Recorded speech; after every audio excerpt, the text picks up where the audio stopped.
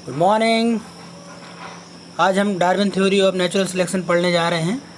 आपको मालूम होना चाहिए कि डार्विन ब्रिटेन के एक बहुत बड़े वैज्ञानिक हुए हैं और उन्होंने बड़ा एक लंबा चौड़ा इतिहास उनका रहा है नेचुरल सिलेक्शन के ऊपर। उन्होंने कहा था कि सेक्सुअल रिप्रोडक्शन के फलस्वरूप पॉपुलेशन में वेरिएशन आते हैं और ये नेचुरल वेरिएशन जो हैं किसी इंडिविजुअल के लिए बहुत फ़ायदेमंद रहते हैं, मोर फेवरेबल हैं, और किसी के लिए इतने फेवरेबल नहीं होते।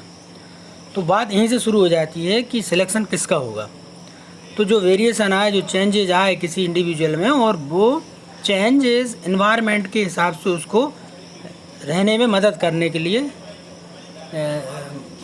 साथ में शामिल हुए, तो वो कहलाएंगे कि हाँ भाई ये फेवरेबल है। जैसे कोई एक लाल रंग के कीड़ों की कॉलोनी है और उसमें कोई हरे रंग के कीड़े का जन्म हुआ अचानक से वेरिएशन के कारण, तो हरे रंग के कीड़े हरी घास में आसानी से छुप जाते हैं, तो उनको बड़ा फ़ायदा मिला, तो उसके लिए हरा रंग कैसा हो गया, फेवरेबल हो गया।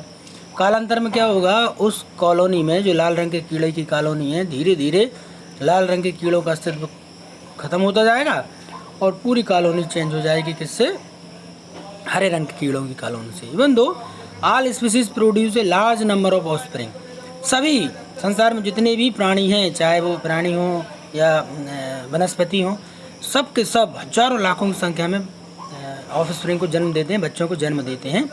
आप देखेंगे बरसात के समय घास है, आम के छोटे छोटे पौधे हैं, नीम है, ठीक है, चारों तरफ आप देखेंगे पूरे में हरियाली छा जाएगी।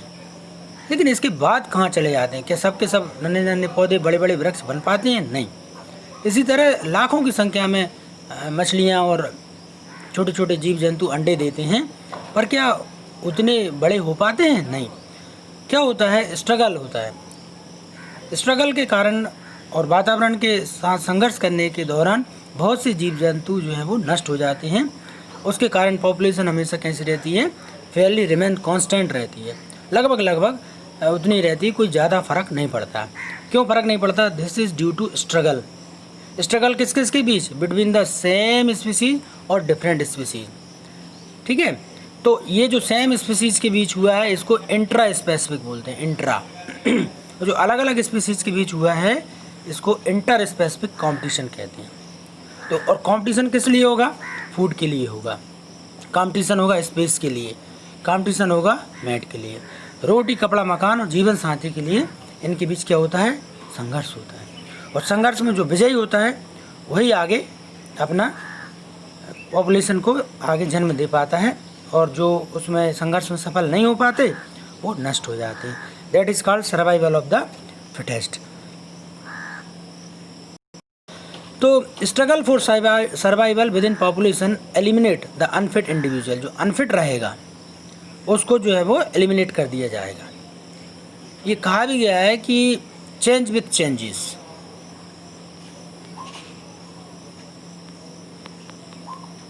Change with changes, otherwise changes will exchange you. Change के बदलाव के साथ अपने आप को बदलिए समय के साथ, अन्यथा आपको एक्सचेंज कर दिया जाएगा, ठीक है। तो जो अनफिट इंडिविजुअल हैं उनको एलिमिनेट कर दिया जाता है। जो फिट इंडिविजुअल हैं वो फेवरेबल वेरिएशन उनके लिए रहते हैं, सर्वाइव कर पाते हैं, वो ही रिप्रोड्यूस कर पाएंगे, और इसी को नेचुरल सिलेक्शन कहा गया है। तो this variation when accumulated over a long period, जैसे हमने कहा कि पहले लाल रंग के कीड़े थे और अचानक उनके घर में कैसे रंग के कीड़े का जन्म हुआ? अचानक उनके घर में हरे रंग के कीड़े का जन्म हुआ, एक दो हरे रंग के कीड़े आए, तो फिर क्या हुआ? कालांतर में जब देखा गया हरा रंग हरी घास में आसानी से छुप जाते थे, ये हरे रंग के कीड़े लाल रंग के दिख जाते थे, तो चिड़िया आराम से लाल रंग के कीड़ों को खा लेती थी, लेकिन हरे रंग के कीड़ों को नहीं खा पाती थी। अब ये हरे रंग के जो कीड़े हैं बाद में इन्होंने बच्चों को जन्म दिया और देखा कि पूरी की पूरी कॉलोनी फिर कैसी हो गई? हरे रंग के कीड़ों की कॉलोनी हो गई। तो इस तरह से पुरानी स्पीसीज से एक नई स्पीसीज का जन्म हुआ, यही चार्ल्स डार्विन ने बताया। नेचुरल सिलेक्शन को और डिटेल में यदि हम समझें, so natural selection is the process of evolution, जिसमें स्पीसीज के कैरेक्टरिस्टिक मदद करते हैं उसको बदले हुए वातावरण में जीवित रहने में, ठीक है। और ये कैरेक्टरिस्टिक जो हैं वो ऑफस्प्रिंग में पास हो जाते हैं ऑफस्प्रिंग में पास होने से ये उसको जीने के लिए मदद करते हैं। अब क्वेश्चन ये आता है कि भाई डार्विन ने कहा कि वेरिएशन आते हैं, तो ये वेरिएशन आते कहाँ से हैं? क्या केवल डार्विन ने ही देखे और किसी के पास नहीं है आंखें देखने के लिए? How the variation arises? तो उस समय क्या था, जेनेटिक्स और क्रोमोसोम के बारे में ज़्यादा जानकारी थी नहीं, लेकिन बाद में पता चला कि जीन के आपस में मिलने से जब जेनेटिक्स का विकास हुआ तो genetics is the source of variation. बताया कि जब मदर और फादर के जीन आपस में मिलते हैं तो उनके बीच क्रॉस होता है। क्रॉसिंग ओवर के समय पैकेटिन अवस्था में, मियोसिस फर्स्ट के पैकेटिन अवस्था में क्रॉसिंग ओवर होता है और उसके कारण नए मॉडिफिकेशन आते हैं और ये नए मॉडिफिकेशन ही जेनेटिक वेरिएशन कहलाते हैं और जो नेचुरल सिलेक्शन का कारण बनते हैं। यहाँ पर आप देखिए डायग्राम में सफ़ेद रंग के ये जो मोलस्क हैं, इनकी कॉलोनी थी, अचानक इनके यहाँ एक ब्राउन कलर का मोलस्क जन्म लिया। धीरे धीरे ये ब्राउन कलर फेवरेबल हुआ और फिर क्या हुआ, नेचुरल सिलेक्शन होता गया। पहले वेरिएशन आया सबसे पहले, नंबर 2 नेचुरल सिलेक्शन हुआ और नंबर 3 में क्या हुआ, एकदम न्यू जनरेशन आ गई पूरी की पूरी। तो ये इस तरह से आप नेचुरल सिलेक्शन को देखेंगे। लैमार्क ने ये कहा कि जिराफ की जो गर्दन थी, जिराफ की गर्दन पहले हिरण के जैसी थी, बहुत छोटी सी गर्दन थी। तो उस जगह के क्या हुआ, आसपास के नीचे की जब घास ख़त्म हो गई तो जिराफ ने फिर उचक उचक के पेड़ की टहनियाँ खाना शुरू कर दिया। तो पेड़ की टहनियाँ जब पूरी खा ली तो एक दिन की घटना नहीं है, ये हज़ारों साल लग गए इसमें। तो फिर गर्दन पर और उसने प्रेशर डाला और प्रेशर डाला तो जिराफ की गर्दन इस तरह से बढ़ गई। यहाँ भी क्वेश्चन उठता है कि जिराफ की अकेली गर्दन बढ़ी और हिरणों की गर्दन क्यों नहीं बढ़ी। प्रश्न ये भी उठता है कि डार्विन ने कहा कि भाई मनुष्य जो है उसके पूर्वज बंदर थे, तो फिर अभी बंदर क्या कर रहे हैं, सबके सब बंदर मनुष्य क्यों नहीं बने? तो उसका कारण ये रहा कि कुछ जीन्स में बदलाव हुआ।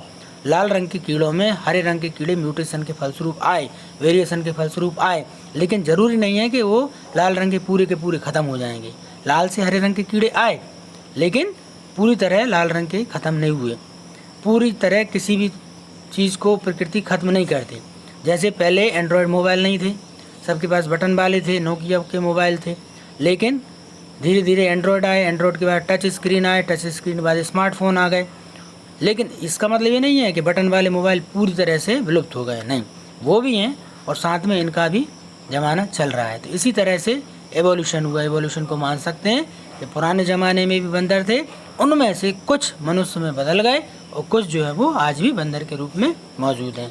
ये हम कैसे मानें? ये मानेंगे हम होमोलॉगस ऑर्गन से, एनालॉगस ऑर्गन से, जिराफ के फॉसिल्स रिकॉर्ड के द्वारा, हमारे जो वेस्टिजियल ऑर्गन हैं उनके द्वारा। ये कन्फर्म हो जाता है कि हाँ हमारे पूर्वज बंदर होंगे। तो अब स्पेसिएशन की बात करते हैं। स्पेसिएशन आता कैसे है?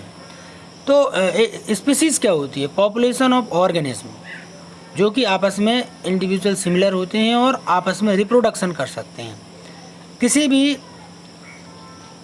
किन्हीं भी दो प्राणियों को एक ही स्पीसीज का तब माना जाएगा जब उनके बीच रिप्रोडक्शन हो सकता है, और यही आधार है कि संसार में मनुष्य की कोई दूसरी जाति नहीं है।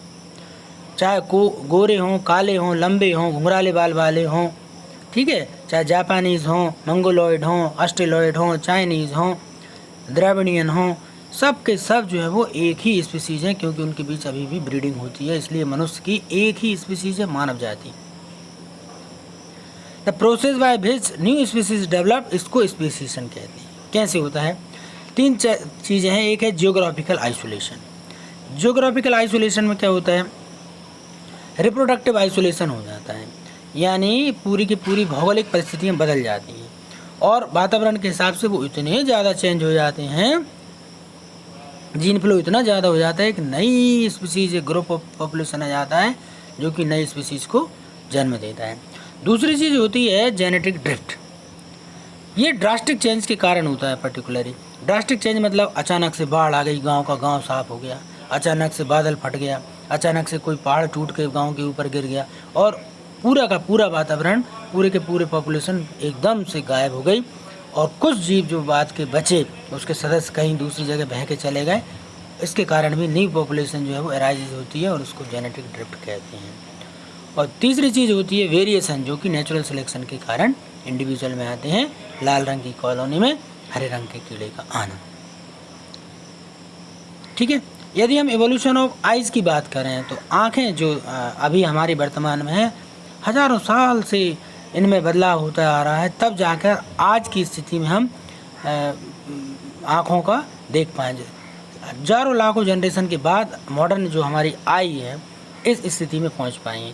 यदि हम फ्लैट वर्म की प्लेन एरिया की आँखें देखें तो सिंपल आई स्पॉट हैं, ये केवल लाइट को सेंस कर सकते हैं, बस इनमें इमेज नहीं बनती, केवल इतना है डार्क और लाइट, यानी दो जगह प्रकाश की और अंधेरे की इतनी समझ बूझ रहती है इसमें। तो हमारी जो आँखों का विकास हुआ है वो एवोल्यूशन ऑफ स्टेजेस का परिणाम है। ठीक है, ये डार्विन के बारे में था।